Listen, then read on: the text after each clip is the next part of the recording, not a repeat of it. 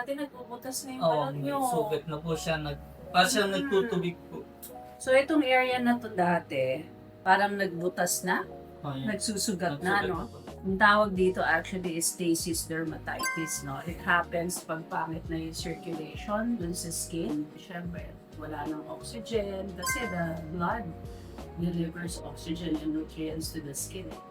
So, nangyayari, yun ang nagkakaroon ng parang eczema, tapos nagsusugat, yung mga ganitong condition. Tinitreat lagi with antibiotic, mga steroid, no? Laging tinitreat lang yung sugat, pero hindi hinahanap yung real problem, which is the poor circulation.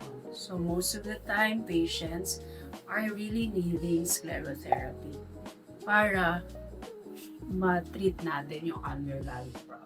Here nga at Here, we practice what we call restorative dermatology, wherein we really look for the root problem of every skin condition kasi otherwise pabalik-balik yung problema, no?